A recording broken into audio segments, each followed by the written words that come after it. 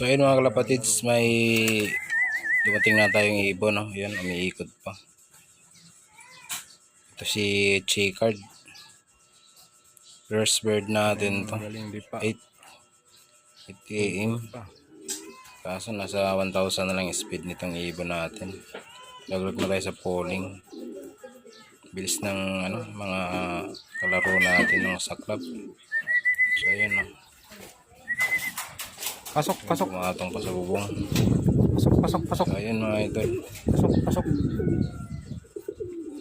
Ayos na rin, naka-uwi yung ibon natin. Ay pang first lap natin ng derby is sa Batangas mismo.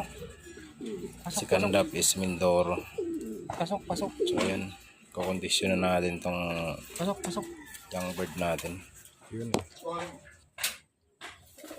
Mga idol, so